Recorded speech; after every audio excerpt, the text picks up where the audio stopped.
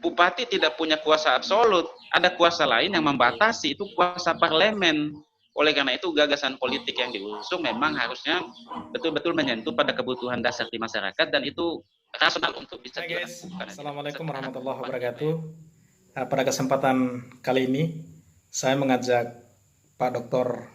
Alvin, dan saya kali ini mencoba untuk mengarahkan cara berpikir beliau ke dinamika politik yang kemudian terjadi di Bima. Jadi teman-teman sekalian, ya saksikan sampai selesai ya, karena ada hal-hal menarik yang mesti harus dianalisis, dikaji oleh teman-teman sekalian.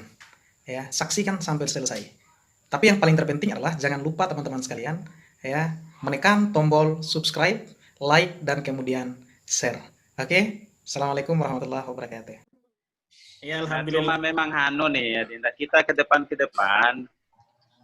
bagaimana kemudian institusi di Bima dan birokrasi itu memang membangun ya kemitraan. Kalau kemudian sumber daya bagus tapi tidak disediakan ruang-ruang ekspresi, itu sulit berkembang dokter-dokter di Bima itu, Dinda. Iya, betul. Karena hanya mengandalkan ngajar S1, kampus tidak mereposisi diri menyiapkan level S2, level S3, ya kita mandek deh. Iya, kita mandek. Betul, ya. Betul. Mandek. Iya. Jadi memang Adinda kita cari format kepemimpinan ke depan ini yang betul-betul melihat sumber daya itu sebagai aset, sumber daya itu sebagai sumber kemajuan. Kalau itu tidak dilakukan, ya abang pikir ya sebanyak apapun sumber daya manusia yang kompetitif di Bima yang nggak laku-laku juga. Kan itu poinnya. Iya, betul Bang. Iya, tinggal penyiapan lapangan pekerjaan itu yang kemudian diutamakan ya Bang ya. Jadi dibutuhkan. Biasa Iya? Iya, betul lah Dina. Memang kita butuh betul political will yang kuat dari pemerintah daerah. Iya, sumber betul, daya yang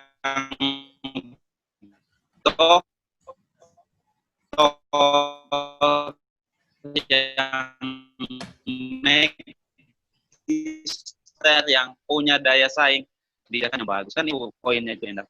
Iya. Poin pentingnya kita ini. Iya, betul Bang. Jadi pada judulnya potensi budaya masyarakat Kabupaten Bima ya bagus ini Denda. Iya. Lagi cek ini Bang, insya Allah persiapan tanggal 15 itu. Jadi Adinda itu buat kerangkanya seperti ini.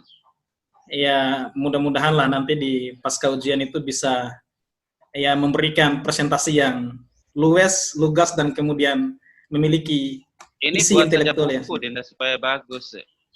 Ya. Rencananya tetap Adinda ini buat Bang, cuman nanti kerangkanya yang berbeda. Ya tidak lagi potensi budaya, bukan lagi itu Bang, tapi cakupannya lebih universal. Ya, kalau untuk potensi ini kan dia lebih khusus Bang.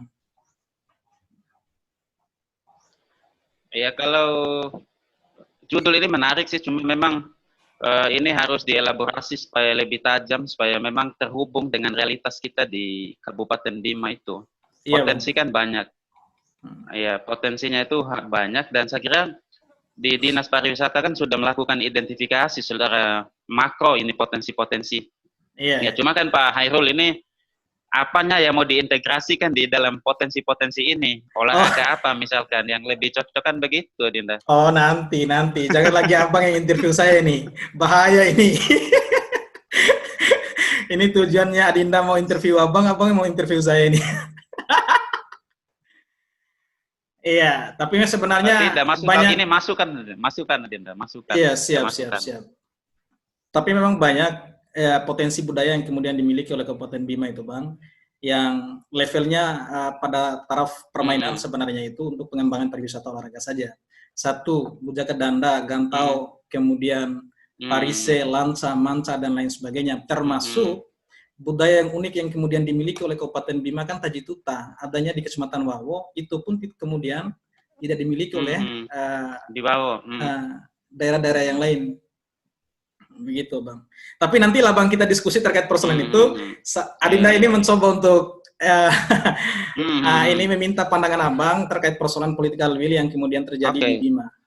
Begitu. Kira-kira selama pantauan Abang selama pantauan Abang di apa namanya, hiroh perjuangan political will yang ada di Kabupaten Bima ini dalam kacamata antropologi, seperti apa, Bang? Silakan, Bang. Oke. Jadi kalau dilihat secara antropologis, bahwa memang kekuasaan politik di Bima ini kan bertumpu itu pada kesultanan. Jadi sultan ini dipandang sebagai representasi dari kepentingan politik publik, aspirasi politik publik sampai kepada world view dari pandangan kehidupan sosial politik dan sosial publik misalkan. Oleh karena itu, kalau bicara politik di Bima memang selalu lekat dengan feodalisme dan aristokrasi. Tetapi kalau itu dilihat di dalam konsep demokrasi modern, itu kan sudah banyak yang menggugat. Jadi feodalisme sudah dipandang tidak relevan lagi dengan konteks kekuasaan politik kontemporer, karena dipandang sirkulasi elitnya itu hanya bertumpu dalam lingkaran kerabat, istana, dan apa istilahnya relasi-relasi kesultanan, sehingga tidak menciptakan ya peluang yang luas bagi hadirnya kepemimpinan politik yang lebih civil society. Itu yang pertama sebagai penegasan Abang. Tetapi yang kedua, saya mengutip misalkan pandangan Christian Pelras yang menyebutkan bahwa satu kekuasaan tertentu seperti aristokrasi dan feodalisme tidak bisa dipandang sebagai sepenuhnya model kekuasaan yang kemudian tidak menciptakan representasi mayoritas. Karena boleh jadi dalam momen-momen politik tertentu, situasi sosial kultural tertentu, model feodalisme itu dipandang lebih tepat dibandingkan dengan kekuasaan lain. Itu yang kedua. Siap. Terus yang ketiga, memang setelah tahun 2005 pilkada langsung itu dimulai, hampir ada ruang yang besar bagi aktor politik yang datang dari lapisan grassroots yang memiliki sumber daya yang unggul, mantan birokrat dan lain sebagainya, sehingga mengubah konfigurasi politik di Bima, terutama setelah terpilih Haji Zainul Arifin. Jadi ada model kepemimpinan baru yang kemudian ditawarkan selain dari model kepemimpinan yang kemudian feodalistik dari kesultanan, yaitu kepemimpinan sipil yang mendorong isu-isu populisme yang dipandang itu belum disentuh di dalam kekuasaan kesultanan. Misalkan memasukkan gagasan etik agama, Jumat khusu misalkan, atau kemudian maghrib mengaji dan lain sebagainya, itu kan sebelumnya tidak muncul dari model kekuasaan yang kemudian ada dalam tatanan kesultanan, tapi itu muncul dari aktor yang kemudian muncul setelah kekuasaan kesultanan itu kemudian mengalami penurunan performa. Iya, nah, betul. Kalau demikian modelnya, maka kepemimpinan politik di Bima ini sebenarnya secara sirkulasi sudah mulai tumbuh apa yang disebut sebagai proses egalitarianisme dalam prinsip demokrasi. Tapi sayangnya, setelah kepemimpinan politik yang kemudian menghadirkan misalkan momentum dan ruang politik yang menghadirkan aktor yang lebih apa istilahnya yang lebih luas, belum ada apa istilahnya pengembangan model-model kepemimpinan yang kemudian menjawab apa yang kemudian menjadi tuntutan publik, apa yang kemudian menjadi ekspektasi publik misalkan. Contoh, kekuasaan kita bertumpu hanya pada soal prosedur demokrasi. Pengukurannya kekuatan politik aktor diukur dari model kapitalistik. Siapa yang kuat finansialnya, siapa yang punya jejaring politik yang kuat, dan siapa yang kemudian mampu mengorganisasi semua model-model politik ini kemudian diekstraksi sebagai alat pertukaran terhadap pemilih. Nah, tentu ini membuat proses demokrasi itu berjalan tidak menjawab apa yang kemudian menjadi kebutuhan populis di lapisan masyarakat akar rumput. Ya, kita bisa lihat dampaknya. Apa kita lihat ya, kemiskinan masih tinggi, isu-isu kebudayaan itu nyaris tidak pernah disinggung sebagai bagian penting dari proses-proses di pilkada. Ya, seperti kita bisa lihat Adinda, orang di Leiden mencatatkan Bima ini sebagai ular hitam dari timur, sebagai simbol bahwa kekuasaan politik di Bima dipandang memiliki posisi yang kuat sampai kemudian memegang Manggarai kan, sampai di Manggarai. Artinya kekuasaan politik di Bima itu di masa lalu memang sudah memiliki superioritas.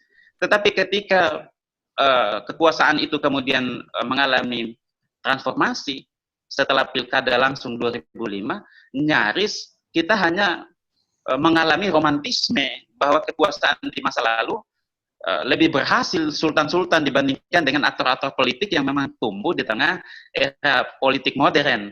Ya, buktinya misal kita lihat, tidak ada kemajuan yang kemudian didorong penuh sebagai akibat dari lahirnya putra daerah yang kemudian betul-betul kompeten, menguasai masalah-masalah yang mendasar di masyarakat.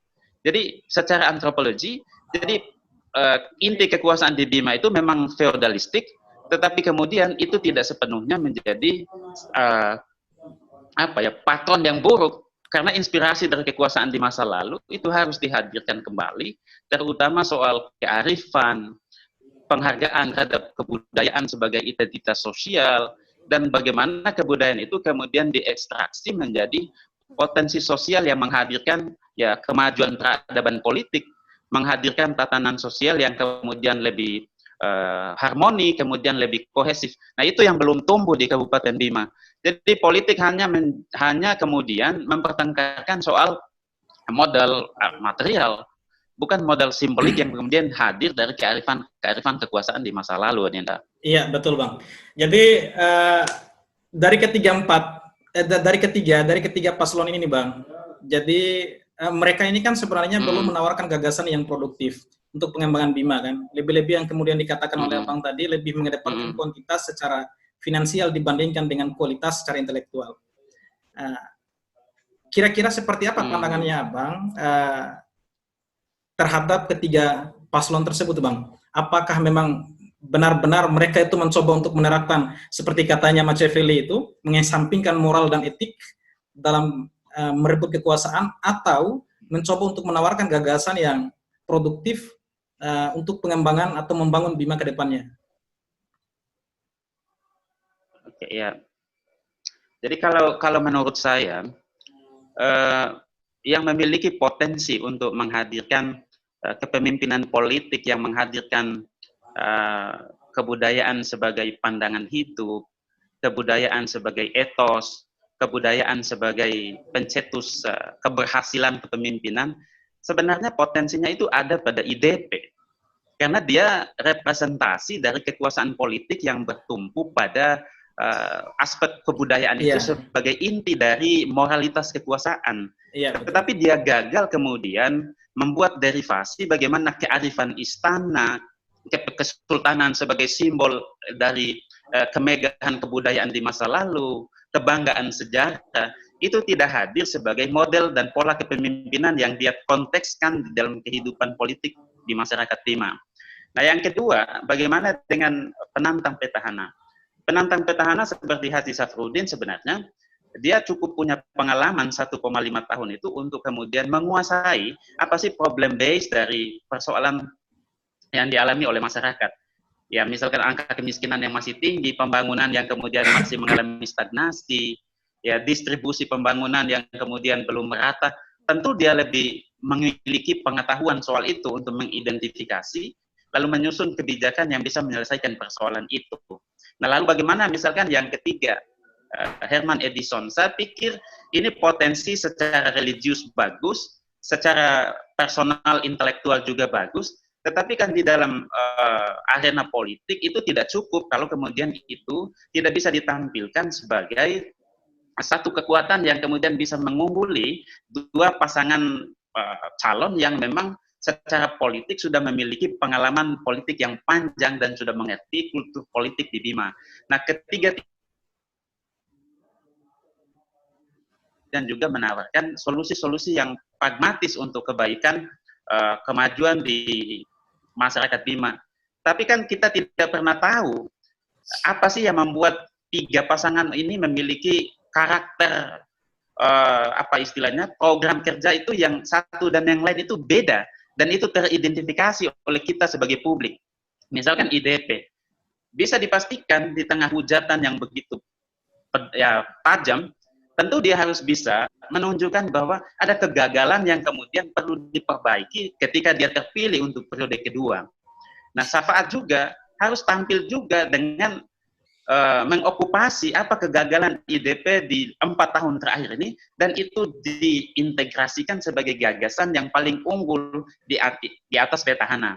Nah, begitu juga Dr. Irfan sebagai pasangan ketiga, dia harus bisa lebih unggul dari dua pasangan yang sudah ada. Karena itulah yang kemudian menjadi modal politik yang kemudian membuat dia bisa dilihat lebih punya superioritas, lebih punya rasionalitas untuk kemudian tampil sebagai aktor politik yang bisa menyelesaikan masalah yang tidak bisa diselesaikan oleh dua pasangan calon lain. Tapi itu belum terbaca bahwa mereka memang unggul secara gagasan, secara pendekatan, bahkan juga secara modal simbolik lain, itu belum terbaca. Jadi ketiganya itu bisa dilihat kapasitas, kompetensi, dan kemampuannya itu dengan melihat apa yang diusung dari gagasan yang kemudian mereka mereka usung, dan bagaimana itu kemudian bisa diselesaikan secara politik. Kan itu, Adinda. Oh iya. Nah, kalau Abang lihat hampir semua gagasan yang disampaikan ini oleh ketiga pasangan calon ini masih bertumpu pada soal-soal yang kemudian reguler saja, ya, soal kemiskinan, kemudian soal pembangunan. Tapi isu-isu seperti pendidikan, isu-isu tentang kebudayaan, dan bagaimana melakukan revitalisasi terhadap budaya-budaya yang kemudian masih dianggap relevan dengan konteks-konteks politik modern, pendidikan modern, ekonomi modern misalkan, itu belum sama sekali itu diatensi sebagai potensi yang diboboti oleh tiga pasangan calon, dan itu dicakup sebagai program kerja. Nyaris nggak ada isu-isu kebudayaan yang ditampilkan sebagai program kerja yang konkret yang bisa direalisasikan selama 5 tahun kalau mereka terpilih. Itu pandangan Abang, Adinda. Iya, betul, Bang. Jadi kekuatan sumber daya manusia itu sebenarnya sebagai tonggak keberhasilan daerah itu sebenarnya, Bang. Artinya dengan hadirnya para sarjana, magister, dan kemudian doktor yang lahir dari Kabupaten Bima itu sendiri sebenarnya sebagai tolak ukur, Bang, ya, sebagai tolak ukur untuk membangun daerah. Hanya saja responsif pemerintah ini terhadap sumber daya manusia yang berkualitas inilah yang kemudian belum dimunculkan di publik itu. Gitu. Memang Adinda beberapa kali diskusi dengan sahabat Yasser Wahyudin, kebetulan beliau itu lulusan Prancis, Bang. Jadi memang di Kabupaten Bima selama kurun waktu 5 tahun terakhir ini belum ada respon dari pemerintah yang baik untuk membangun sumber daya manusia yang baik. Kira-kira kalau menurut Abang ini, daerah itu apakah memang dengan model political will yang baik, ya, dan kemudian mengesampingkan ya pendidikan, peningkatan kualitas pendidikannya, apakah mampu membangun daerah, atau mengedepankan pendidikan, kualitas sumber daya manusianya, ya, dan kemudian mampu membangun daerah. Kemudian yang kedua, yang ketiga itu adalah mencoba mengelaborasi, ya, political will-nya itu kemudian tetap dijalankan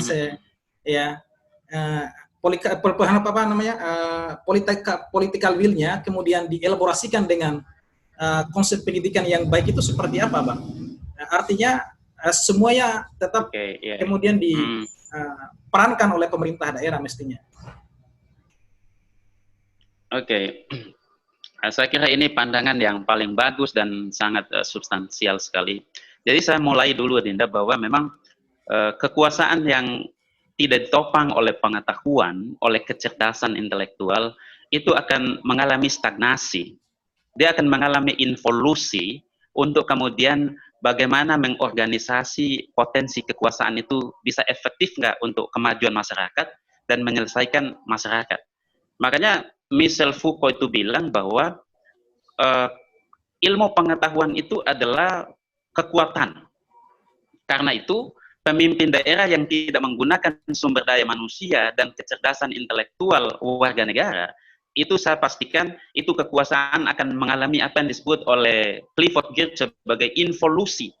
Jadi seolah-olah transformatif, seolah-olah kemudian modernis, tapi dia tidak bergerak kepada kemajuan yang kemudian lebih baik. Itu yang pertama. Yang kedua, jadi gaya kepemimpinan seperti 10 tahun terakhir memang harus diakui di Bima, sama sekali tidak kemudian mengakomodasi kecerdasan intelektual, sumber daya manusia yang unggul, karena itu bisa dilihat pendekatannya itu terlalu politis, Adinda. Harusnya kekuasaan yang baik itu dengan melihat sumber daya manusia Kabupaten Bima yang bergelar doktor sudah banyak, kampus-kampus yang kemudian sudah sangat maju, dengan sumber daya manusia yang cukup kompetitif, harusnya itu kemudian menjadi modal pembangunan. Harusnya itu menjadi modal pembangunan melalui apa? Pertama, yaitu integrasi institusi pemerintahan dengan institusi perguruan tinggi, bahkan kalau ada satu lagi, ada institusi korporasi misalkan. Kalau tiga ini yang di barat disebut sebagai triple helix of knowledge itu, maka persoalan-persoalan pengangguran, persoalan-persoalan aktualisasi sumber daya manusia itu tidak mengalami kendala. Karena pemerintah sudah membangun kemitraan dengan apa istilahnya dengan kampus, kampus sudah bermitra dengan korporasi. Karena kalau kampus kemudian hanya menjadi produsen intelektual, tapi kemudian tidak punya pasar, itu kan problem juga buat kekuasaan. Karena itu kekuasaan, karena itu kekuasaan harus membangun kolaborasi. Yang pertama dengan pemerintah, dengan kampus. Kampus itu sumber daya apa yang dibutuhkan oleh birokrasi? Kan tidak pernah terlacak apa keinginan birokrasi, sumber daya mana yang kemudian dibutuhkan untuk bekerja di birokrasi. Lalu kalau kemudian di birokrasi tidak cukup punya ruang, mereka bisa bekerja sama dengan industri. Karena itulah investasi diperlukan. Jadi kalau ini terjadi, maka sirkulasi sarjana di perguruan tinggi bisa diakomodasi di pasar pemerintah. Kalau itu tidak cukup, ada korporasi. Tapi itulah model yang disebut sebagai triple helix of knowledge. Itu yang terbukti bisa menyelesaikan persoalan-persoalan pengangguran intelektual seperti di Barat. Nah, itu yang kemudian harusnya diadopsi oleh kekuasaan di Kabupaten Bima, Dinda. Itu pandangan saya yang kedua. Terus yang ketiga, Dinda. Jadi saya sampai kemudian bertumpu pada satu kesimpulan bahwa kalau model kekuasaan di Bima dibangun dengan model yang mengandalkan pada kekuatan modal finansial tanpa menggunakan apa yang disebut oleh Pierre Bourdieu dengan model simbolik, yaitu kecerdasan, kemudian kebudayaan, dan pengetahuan sebagai satu modal sosial, maka sulit kekuasaan di Kabupaten Bima itu mengalami transformasi. Karena itu memang publik harus mendesak bagaimana perguruan tinggi ini harus menjadi mitra strategis dari pemerintah. Karena itulah yang menjadi syarat perubahan sosial itu bertumbuh dan tercetuskan. Tidak ada perubahan di pemerintah. Perubahan itu selalu datang dari kampus. Orang-orang yang punya pemikiran progresif, pemikiran-pemikiran yang sangat fundamental, dan pemikiran yang dibangun dari basis sains dan ilmu pengetahuan. Birokrasi sebenarnya harus membangun kemitraan yang strategis seperti ini, ya Dinda.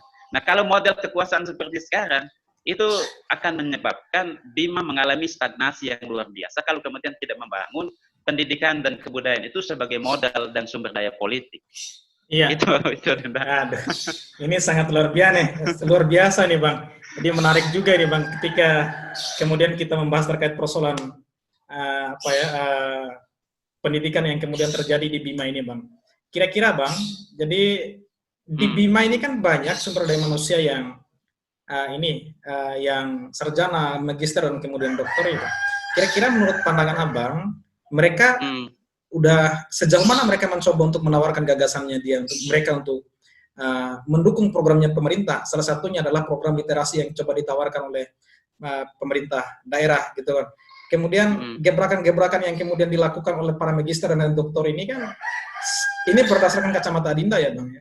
Jadi belum ada responsif yang lugas terhadap program pemerintah itu. Mungkin pemerintah sudah menawarkan gagasan yang bagus bagaimana upaya untuk mencerdaskan kehidupan bangsa itu lewat literasi demikian, Bang. Kira-kira menurut Abang seperti apa, Bang?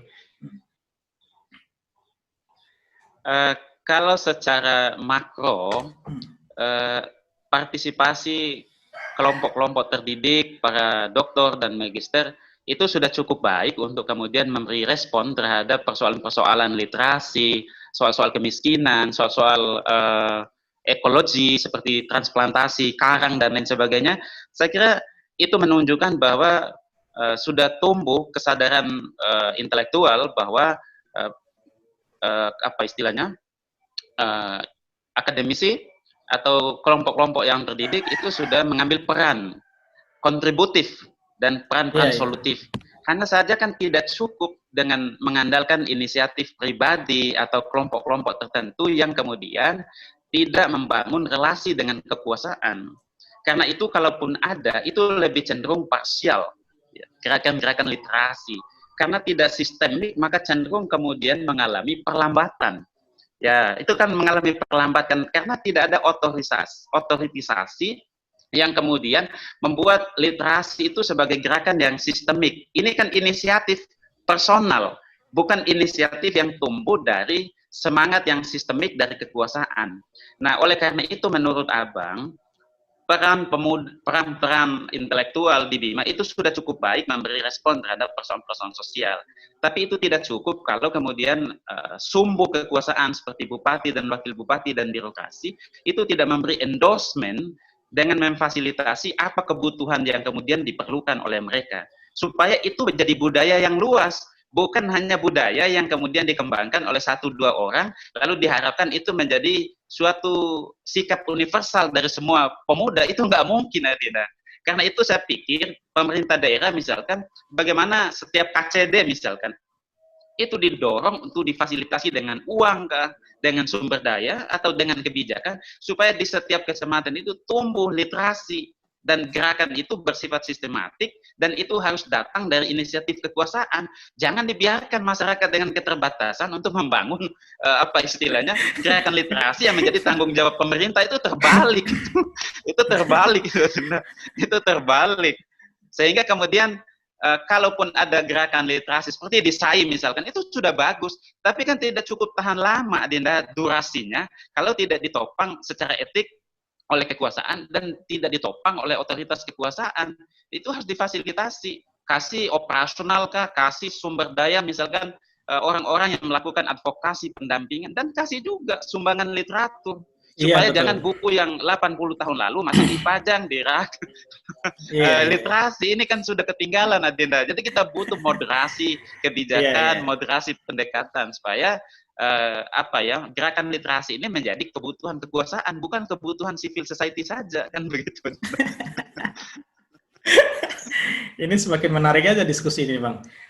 Ya, betul. Iya, jadi kan memang di Bima ini kan terlepas dari ini isu-isu yang kemudian berkembang, Bang. Entah regulasi seperti apa yang kemudian dikeluarkan oleh pemerintah, tapi isu-isu yang menyebar itu bahwa gerakan literasi itu kan sebenarnya itu gerakan awal yang kemudian asumsi awal yang kemudian dikeluarkan oleh pemerintah daerah, begitu, sehingga kemudian diimplementasikan oleh seluruh sumber daya yang kemudian dimiliki oleh Kabupaten Bima itu. Ya bukan hanya di SAI, tapi di daerah-daerah yang lain juga mencoba untuk ini merespon gerakan literasi yang coba ditawarkan oleh Ibu Dinda itu. Ya mestinya memang benar apa yang kemudian disampaikan oleh Abang itu kan. Jadi harus ada endorsement gitu loh.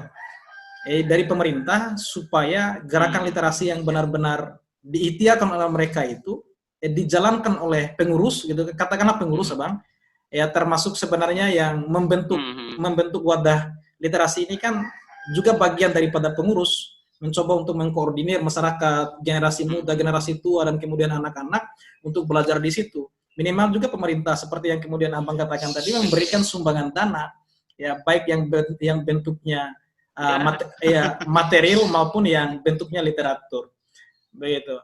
Jadi sekarang ini kan Abang lagi heboh-hebohnya orang yang berbicara politik ini, Bang, di Bima ini kan, artinya kan dari serangan yang ada berbagai serangan berdasarkan pantauan Adinda di Facebook ini kan serangan yang coba diluncurkan oleh uh, tim paslon ini sangat luar biasa. Begitu pula halnya dengan serangan yang coba dilakukan oleh paslon yang lain.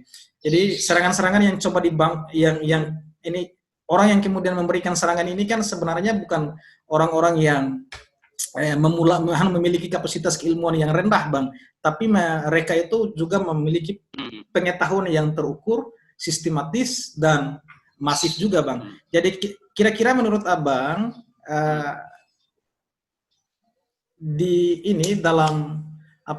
dalam model penyerangan politik yang coba dilakukan oleh sekelompok orang ini, ya memang tujuannya mereka adalah upaya untuk membantai atau mengkat dan lain sebagainya, tetapi kan itu bukan tindakan rasional, tapi itu bukan terapan pendidikan politik yang baik untuk diasumsi oleh seluruh elemen masyarakat.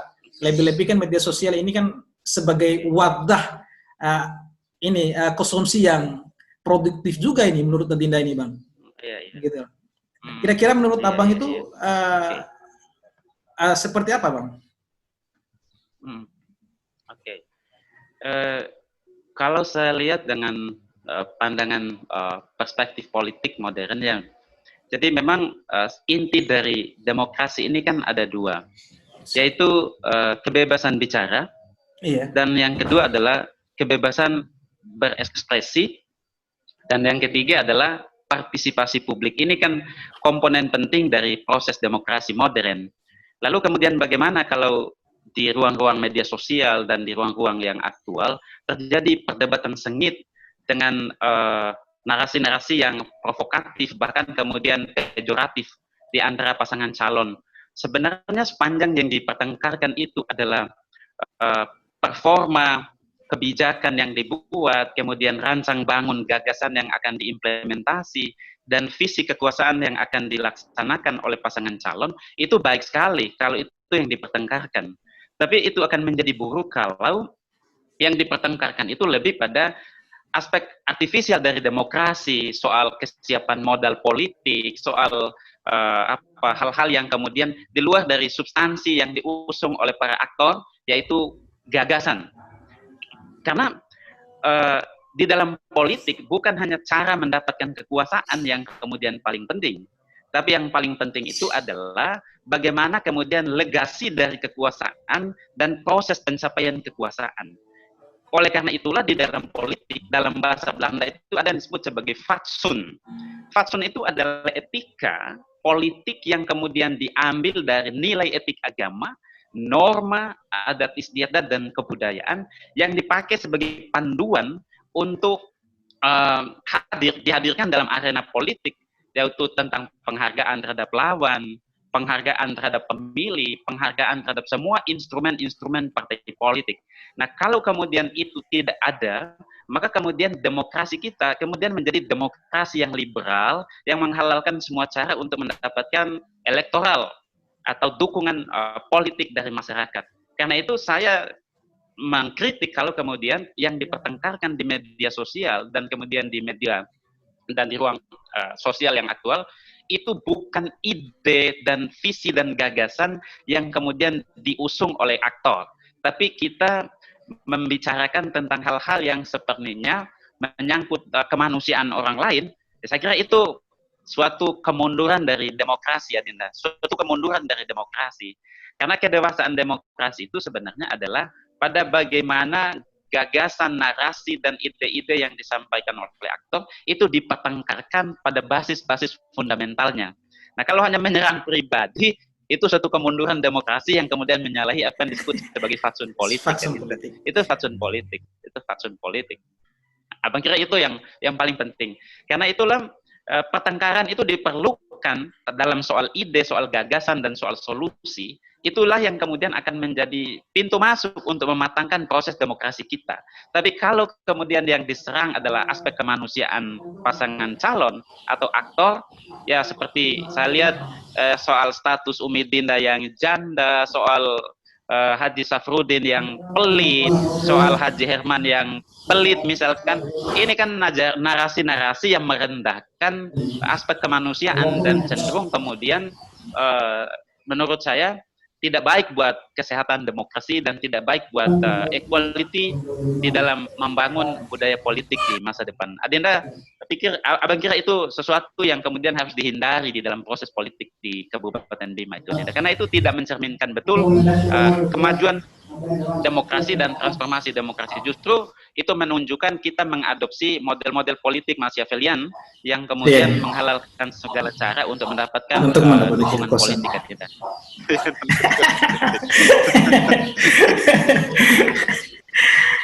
Aduh, ya sekarang ini kan banyak juga Bang yang ini karena tidak suka terhadap kepemimpinan Umi Dinda gitu kan, jadi ada upaya-upaya yang kemudian dilakukan oleh mereka itu untuk meruntuhkan ini kekuasaan dinasti ini, begitu. Jadi menurut analisa Adinda juga kan sebenarnya upaya untuk meruntuhkan politik dinasti ini juga kan kita juga harus punya dasar yang jelas, gitu loh. Apakah memang dilihat dari model kepemimpinannya Umi Dinda selama kurun waktu 5 tahun, kemudian yang diimplementasikan dalam masa pada masa kepemimpinan Umi Dinda selama 5 tahun itu apa saja, dan kemudian yang kemudian tidak diimplementasikan seperti apa. Kalau Adinda ini mengingat kata-katanya Presiden Jokowi itu, ya, masa 2 periode ini adalah saya berupaya untuk menutupi lubang-lubang yang tidak pernah saya yang belum saya implementasikan, begitu. Kira-kira menurut Abang ini kan ya gebrakan ya terlepas dengan hadirnya 2 paslon penantang ini, Bang. Jadi gerakan untuk meruntuhkan politik dinasti ini menurut Abang itu seperti apa, Bang? Ya, dengan model dalil yang bermacam-macam, yang varian begitu loh, Bang. Oke, ya. Saya sih perlu kemudian menjajaki dulu apa basis logis dan konstitusional kenapa misalkan politik dinasti itu kemudian misalkan dianulir, sementara 5 tahun yang lalu itu diterima sebagai pilihan mayoritas masyarakat di Kabupaten Bima. Lalu kemudian tiba-tiba sekarang lalu mengentalkan kembali ke permukaan isu politik dinasti. Tapi sebenarnya begini ya, Dinda. Secara konstitusi, politik dinasti itu kemudian tidak dilarang. Karena seluruh proses politik itu acuannya adalah konstitusi. Referensinya itu adalah konstitusi. Bukan tafsiran-tafsiran kultural, bukan narasi-narasi yang dibangun hanya karena sentimen ketidaksukaan terhadap pasangan calon tertentu. Jadi basis legitimasi untuk menganulir suatu ideologi politik atau kemudian konstruksi politik itu adalah basis konstitusi. Nah, kalau di Bima misalkan, apa sih indikator dan parameter yang dipakai bahwa kepemimpinan Umi Dinda itu masuk dalam kategori politik dinasti? Apakah karena kemudian putranya itu menjadi anggota DPR dan terpilih menjadi ketua DPR? Kalau itu indikatornya itu tidak cukup kuat.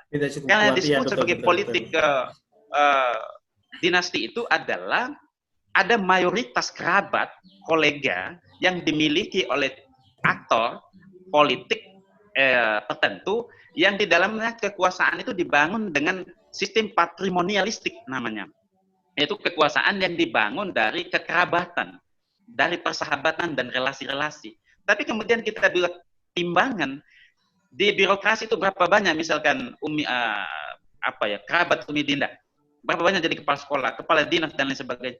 Tapi kalau hanya satu yang kemudian jadi ikon, yaitu putranya, maka belum bisa jadi pelekatan politik dinasti itu tidak cukup kuat secara kultural maupun secara konstitusi. Karena itu butuh sekali analisis yang komprehensif untuk memahami sebuah ikon politik dinasti itu pantas, proper enggak, kompatibel enggak itu dilekatkan kepada kekuasaan yang sekarang. Itu yang pertama.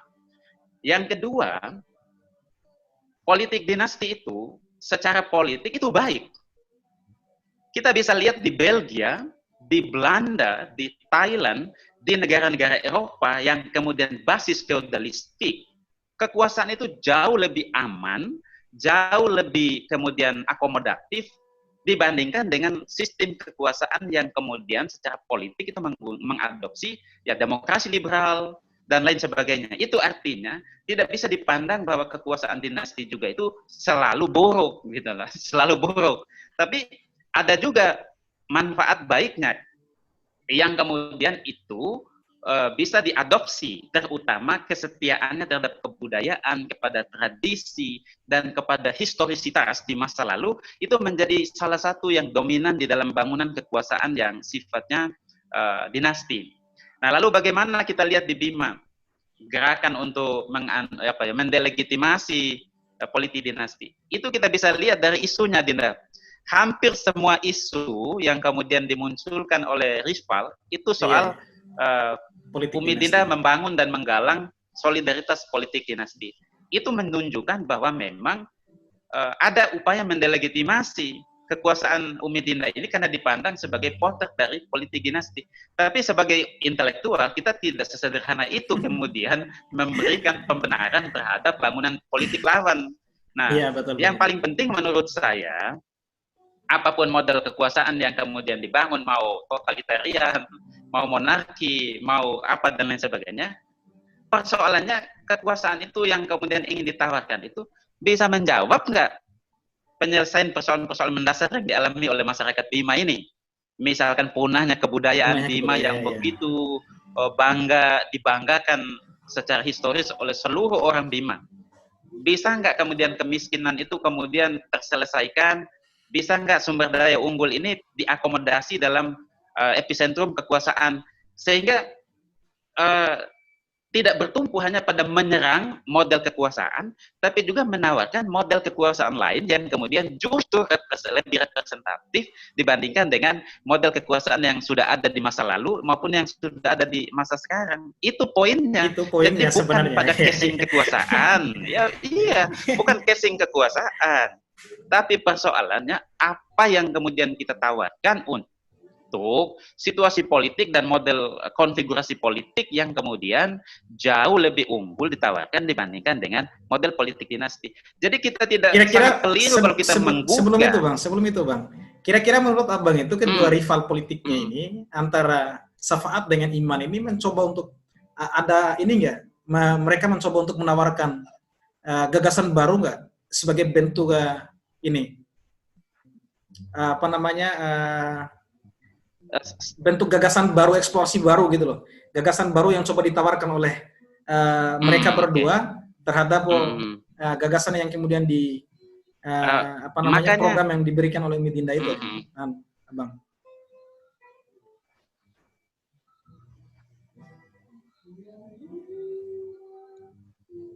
Halo? Iya. Oke.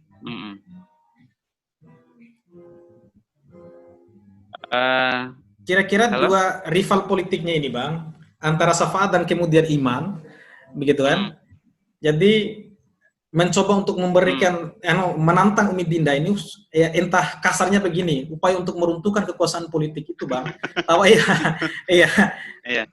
Tawaran gagasan yang baru yang kemudian dimunculkan oleh dua paslon ini, ya benar-benar produktif atau tidak bang? Ya selama kurun waktu masa kampanye yang 4 bulan 5 bulan yang lalu begitu loh bang. Oke. Kalau yang abang lihat tadi, jadi kedua penantang ini pola pendekatannya itu masih sangat konvensional juga menurut abang, karena belum ada yang betul-betul menonjolkan bahwa kekuasaan yang ditawarkan itu lebih baik dari sistem yang mereka sebut sebagai politik dinasti sekarang. Harusnya mereka menawarkan bahwa ada model kekuasaan lain yang bisa disebut bukan model dinasti yang dianut, tapi dia lebih unggul. Misalkan di dalam penyelesaian masalah investasi ekonomi, misalkan di masalah penyelesaian soal energi, misalkan di masalah pertanian, di masalah peternakan, di masalah kelautan. Jadi ada bangunan kekuasaan yang imajinatif maupun yang aktual yang ditawarkan, dan itu jauh lebih punya superioritas dibandingkan dengan model kekuasaan politik dinasti yang lebih cenderung mengakomodasi kepentingan politik. Nah, tapi sepanjang yang saya lihat, hampir gagasannya itu konvensional juga. Kan hanya konvensional soal investasi, soal pembukaan lapangan pekerjaan. Nah, kalau itu modelnya, itu kan model kekuasaan yang juga ditawarkan oleh petahana yang sekarang. Ya menurut saya, kalau itu modelnya, maka ganti kekuasaan apapun pasti polanya sama. Jadi menurut saya belum ada yang betul-betul menonjolkan bahwa ada formulasi gagasan baru, konfigurasi model kekuasaan baru yang ditawarkan sebagai jalan keluar dari persoalan yang kemudian tidak tuntas di Kabupaten Bima ini. Dari infrastruktur, soal peternakan, pertanian, bahkan soal pupuk subsidi misalkan, apa sih tawaran mereka untuk kemudian menghapus dominasi distributor misalkan? Kan tidak ada, gitu loh. Apa sih tawaran mereka untuk memperbaiki serapan APBD? Bagaimana sih kemudian tawaran mereka untuk mengurangi belanja aparatus yang sampai 60%? Kan belum ada konstruksi gagasan yang dibangun untuk kemudian menjadi alternatif. Masih konvensional. Oleh karena itu menurut Abang, jadi yang paling penting untuk kedua penantang petahana ini adalah mencari ruang yang kemudian menjadi kebaharuan dari ide-ide yang kemudian tidak dijumpai di dalam kekuasaan petahana. Kalau itu jadi model yang ditawar, saya kira publik akan punya atensi yang khusus kepada dua pasangan calon ini. Dan jangan lupa juga, Dinda, bahwa narasi-narasi yang kemudian provokatif itu cenderung kemudian mengabaikan substansi demokrasi. Demokrasi ini penjahat sekalipun, kalau itu selera publik, itu pilihan publik, kita harus terima itu sebagai keputusan politik masyarakat. Jadi proses politik yang disebut sebagai kesetaraan, partisipasi, kita harus juga melihatnya sebagai bangunan utuh dari suatu kekuasaan dan demokrasi politik. Jadi mau penjahat sekalipun, kalau itu pilihan masyarakat, kita harus kemudian terima sebagai konsekuensi dari pilihan demokratis masyarakat. Nah, cuma memang Umi Dinda ini sebagai petahana maupun penantang petahana ini ke depan di tengah stagnasi pembangunan dan kekuasaan di Kabupaten Bima harus mengubah format dan model kekuasaan. Membangun kekuasaan di Kabupaten Bima ini harus juga menarik gerbong intelektual, sumber daya manusia yang unggul sebagai basis dan sumber daya kekuasaan politik. Itu baru kemudian bisa menciptakan transformasi dan akselerasi pembangunan di Kabupaten Bima. Itu kalau menurut Abang. Aduh, luar biasa, Bang. Mestinya kalau ini orang-orang yang cerdas seperti Abang ini yang kemudian bisa masuk berkontestan mencalonkan diri sebagai bupati itu, Bang. Ya kan? Gagasannya sudah mapan, sederhana, jelas, dan kemudian progres untuk pembaharuan, menawarkan gagasan-gagasan baru untuk membangun Bima ke depan itu kan memang sudah ada semua ini. Tinggal dieksplorasikan aja, Bang. Siap, Dinda. Siap. Luar biasa nih, Bang. Ya, terlepas dari gerakan Panci, Roa, dan lain sebagainya itu kan, tapi memang juga itu taktik politis untuk meraup simpatisan yang sangat baik. Walaupun memang hujatan semakin banyak yang datang, tetapi itu adalah desain strategi politik yang coba dimainkan oleh petahana. Ya. Oke. Hanya saya. Betul lah, Dinda. Jadi begini ya, Dinda. Jadi saya pikir sebagai aktor politik, jadi mereka sudah mengerti apa yang paling menaikkan elektabilitas mereka. Nah, misalkan putusan di masyarakat di lapisan menengah, Dinda, itu kan beda, Dinda. Nggak bisa dibuat over generalize gitu loh, bahwa nggak bisa dibuat generalisasi ya, Dinda. Jadi setiap lapisan pemilih ini kan punya kebutuhan yang mendasar. Ya, kalau intelektual, ruang kebutuhannya itu kan fasilitas penelitian, budget, anggaran, dan juga apa istilahnya, keberpihakan pemerintah melalui kebijakan. Tapi kalau di masyarakat bawah, itu kan tidak punya sumber daya politik yang simbolik, misalkan kecerdasan intelektual. Jadi yang mereka butuhkan itulah apa yang paling mendesak, yang dirasa itu bisa diselesaikan oleh kekuasaan. Ya, kalau itu dipandang sebagai kebutuhan, ya dimaklumi saja. Itu dimaklumi saja, meskipun secara objektif kita harus akui itu bukan pendekatan politik yang kemudian bisa mendidik orang untuk lebih cerdas. Bukan untuk mendidik lebih cerdas. Tapi namanya orang politik, Adinda, di mana kemudian ruang untuk dia dapatkan dukungan, itu yang kemudian dia eksekusi dan dia isi. Ya, itu yang dia eksekusi dan dia isi. Nah, penantang petahana ini tidak cukup kemudian hanya membuat narasi yang pejoratif terhadap Panci Roatabe, tapi mereka harus kemudian mencari alternatif selain Roatabe, apa yang mereka bisa kontribusi untuk kemudian menggagalkan Roatabe ini, apa kontribusi mereka? Bila perlu ya dana kah, fasilitas lain yang bukan Roatabe, sehingga kemudian dinilai oleh publik bahwa mereka memang jauh lebih organik dalam gagasan, jauh lebih solutif di dalam penyelesaian persoalan di kehidupan masyarakat, dan mereka jauh lebih visioner dengan menghindari Roatabe dengan menawarkan alternatif lain, kan begitu.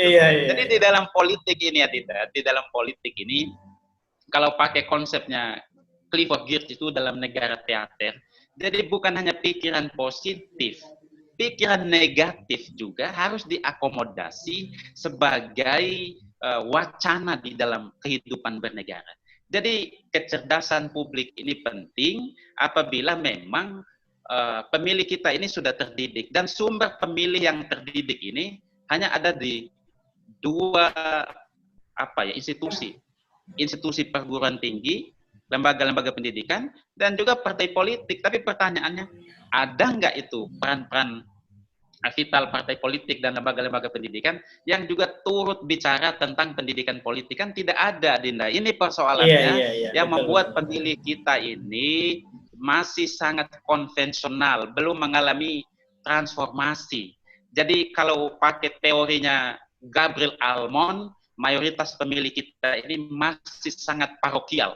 Bukan kemudian pemilih yang kemudian partisipan, yang melihat gagasan itu sebagai inti dari kekuasaan yang mentransformasi semua proses politik di level elit maupun di level grassroots tadi. Terus bagaimana? Itu pandangan apa? Iya.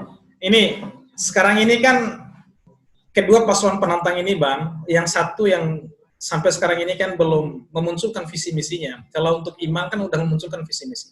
Menurut Abang, salah satunya adalah Selasa Menyapa. Gitu. Kira-kira pandangan Abang seperti apa kalau untuk ini visi misinya Imam untuk Selasa Menyapa itu? Saya kira sebenarnya kalau idenya bagus kok. Ini ide yang cukup bagus, ya sangat populis. Jadi mereka kemudian mencoba mengubah kebiasaan protokoler yang kaku. Misalkan kalau mau bertemu bupati ya harus ke kantor bupati. Kalau yang kedua ya bertemu bupati kalau ada kunjungan kerja. Nah, mereka mencoba membuat semacam terobosan bagaimana kalau bupatinya yang kemudian datang menyapa masyarakat, menyerap aspirasi masyarakat. Tapi kalau menurut Abang, ini bagus dari segi konsep, tapi juga itu menyalahi juga instrumen politik lain. Misalkan, kan sudah ada misalkan musrenbang, itu kan instrumen politik untuk menyerap aspirasi, mengetahui persoalan yang ada di masyarakat, mengidentifikasi masalah-masalah yang ada di masyarakat. Kemudian ada Pak Kades misalkan, itu kan model-model yang sebenarnya sudah dipraktikkan oleh banyak aktor di tempat lain, tapi kemudian karena itu belum jadi budaya politik di Bima, belum jadi kebiasaan, maka itu seolah itu baru. Padahal itu memang gagasan-gagasan yang kemudian sudah banyak. Pak Jokowi misalkan menggunakan model politik citra yang seperti itu. Iya. Tapi menurut Abang, ya itu bagus.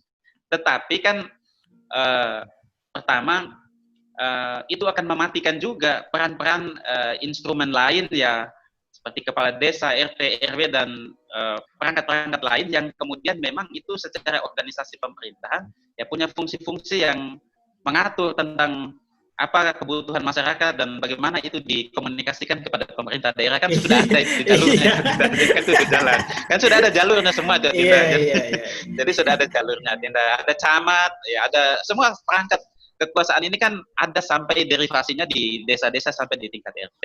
Ya secara konsep itu baik, tapi apa itu reasonable bisa dilaksanakan, ya tentu kita uji nanti setelah mereka terpilih. Kritikan Abang juga, Dinda. Jadi banyak juga sih sebenarnya gagasan-gagasan yang diusung oleh para calon bupati ini yang kadang-kadang itu terlalu absurd dan itu sulit untuk diimplementasikan secara politik, ya Dinda. Karena itulah menurut saya buatlah gagasan-gagasan yang memang mudah dilaksanakan dan itu punya ruang secara politik untuk diterima di DPR, karena semua gagasan ini kan harus melalui proses legislasi di DPR, persetujuan di DPR. Iya, betul. Karena kadang banyak anggaran, banyak ide-ide yang kemudian hanya bagus di atas kertas, tapi kemudian ketika dibahas di DPR itu justru menyalahi aturan-aturan hierarki yang lebih tinggi di dalam peraturan perundang-undangan, sehingga kemudian kadang banyak yang dibatalkan. Oleh karena itu menurut saya, jadi memang harus ada gagasan yang visioner, tapi juga itu logis untuk dilaksanakan secara politik. Karena bupati tidak punya kuasa absolut, ada kuasa lain yang membatasi, itu kuasa parlemen. Oleh karena itu gagasan politik yang diusung memang harusnya betul-betul menyentuh pada kebutuhan dasar di masyarakat dan itu rasional untuk bisa dilakukan secara parlemen. Nah, itulah yang kemudian membuat problem masyarakat menagih janji yang hebat di kampanye, tapi kemudian selama 5 tahun berkuasa tidak ada implementasi karena ada kesulitan secara parlementer di DPR. Itu. Terus bagaimana dengan pandangan Abang ini dengan paslon yang nomor 2 ini, Bang? Artinya kan sekarang ini belum ada penetapan yang nomor 1, nomor 2, nomor 3, tapi Dinda ini mengatakan bahwa pasangan calon Safaat ini kan pasangan calon nomor 2 gitu, dengan slogannya perubahan. Pandangan Abang seperti apa, Bang?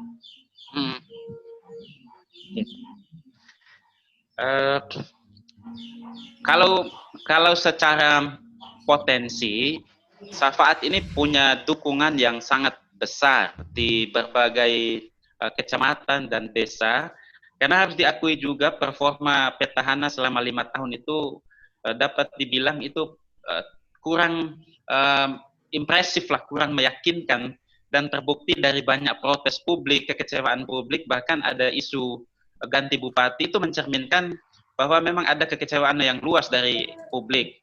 Nah, oleh karena itu Safaat ini punya potensi yang besar untuk mengimbangi kekuatan politik petahana dengan meraup kelompok-kelompok pemilih yang kecewa terhadap petahana atau kemudian yang mengalami perpindahan dukungan.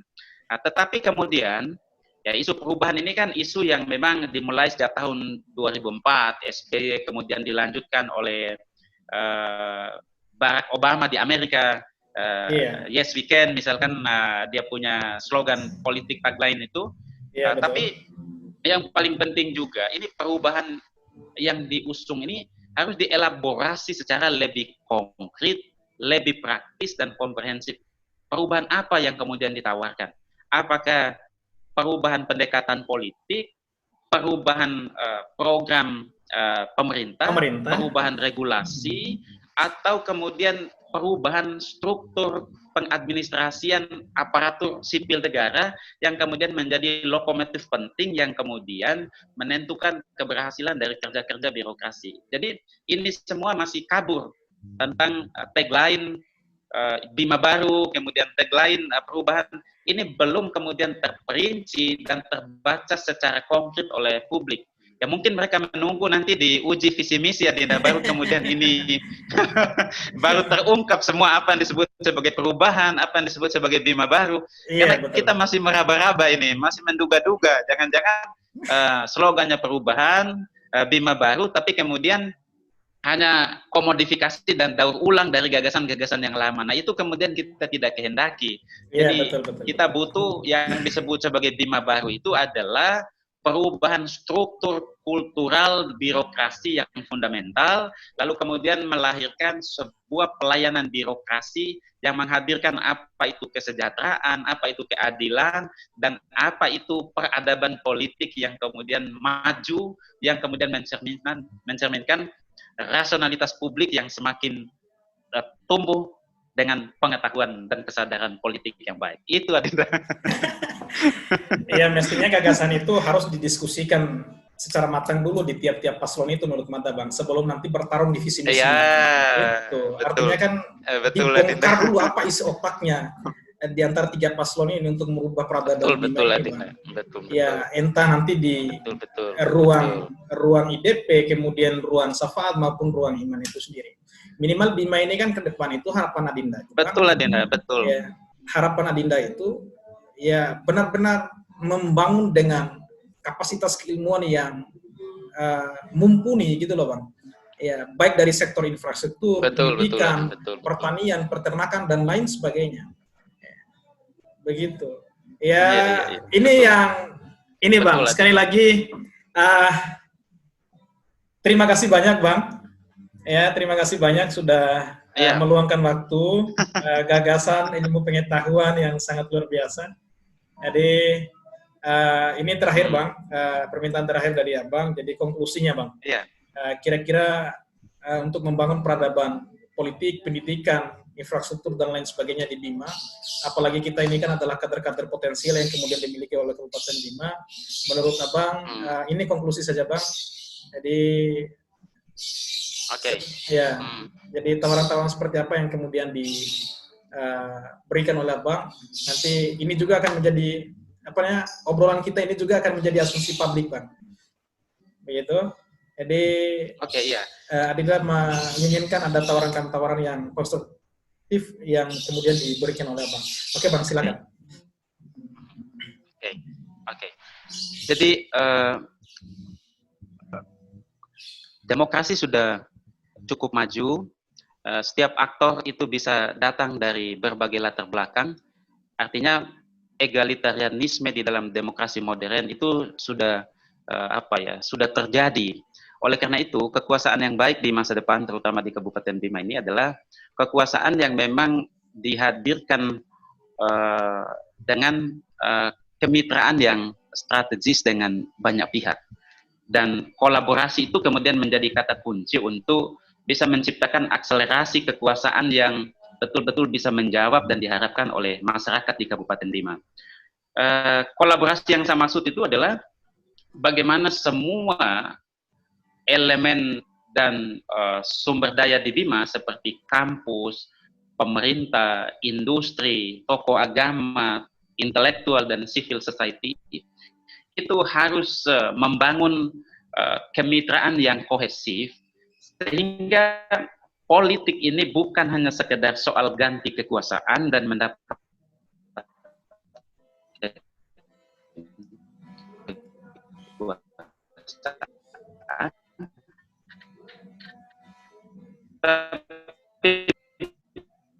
bagaimana seluruh kepentingan publik dieksekusi dalam institusi pendidikan tinggi. Halo Bang. Dan kemudian halo? Ya halo?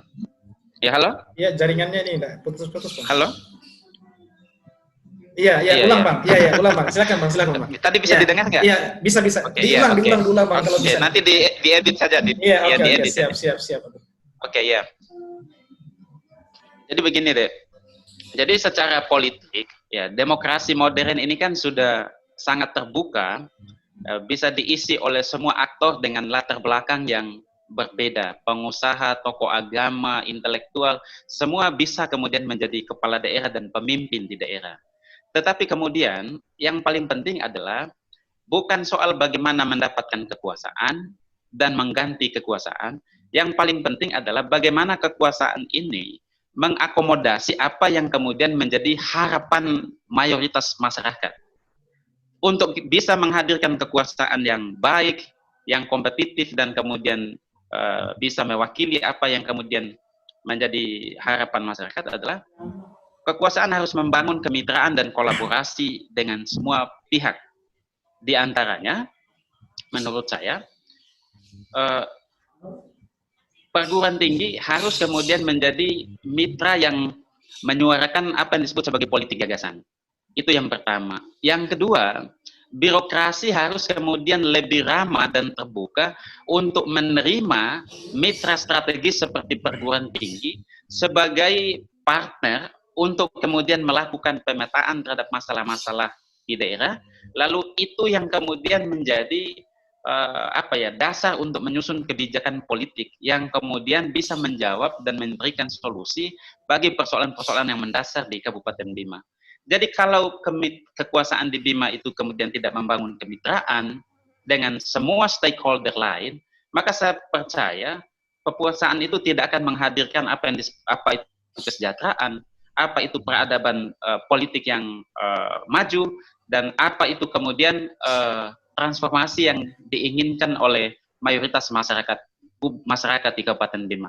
Jadi inti dari kekuasaan di masa depan adalah kolaborasi, kemudian partisipasi, dan political will yang datang dari kepala daerah untuk kemudian melihat bahwa kekuasaan ini adalah rumah bersama di mana semua orang mendapatkan manfaatnya secara politik. Itu closing statement dari Abang Adinda. Oke, luar biasa Abangku, luar biasa. Aduh, memang luar biasa Abang saya ini. Oke Bang, sekali lagi terima kasih banyak. Oke. Dan di lain kesempatan kita akan ngobrol lagi entah tentang political will atau lebih spesifiknya ke pendidikan, infrastruktur, ekonomi, dan yang lainnya nanti. Dan nanti insya Allah kalau nanti Abang punya waktu, jadi ada 2-3 pembicara nanti yang mencoba untuk mengelaborasikan gagasannya di ini laman ini, dan kemudian kita mencoba untuk meminta gagasan-gagasan dari 3-4 orang itu terkait persoalan pendidikan, kemudian politik, hukum sosial yang kemudian terjadi di Bima itu. Jadi ini kalau di Bima ini kan kalau kemudian kita tidak bergerak, baik menjemput perubahan, baik perubahan teknologi, perubahan sosial maupun yang lainnya, ya siapa lagi Bang? Sekarang ini kan kita sebagai motor penggerak bagi generasi-generasi yang lain supaya memancing animo berpikir teman-teman yang lain, ternyata perubahan ini loh, gitu loh. Begitu loh Bang. Jadi Abang sekali lagi atas waktunya, dan mohon maaf jika mengganggu waktu kesibukan Abang. Oh tidak.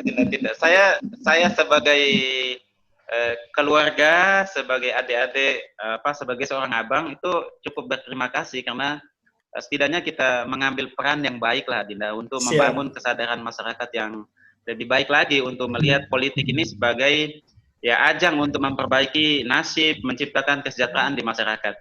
Sebelumnya secara pribadi Abang mengucapkan selamat atas ujian promosi, ujian tutup doktornya tanggal 15 Dinda.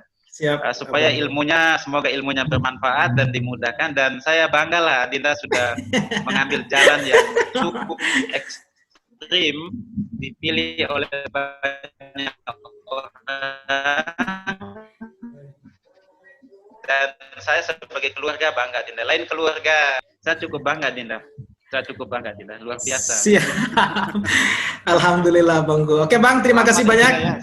Iya, assalamualaikum warahmatullahi wabarakatuh. Iya, terima kasih ya. Iya.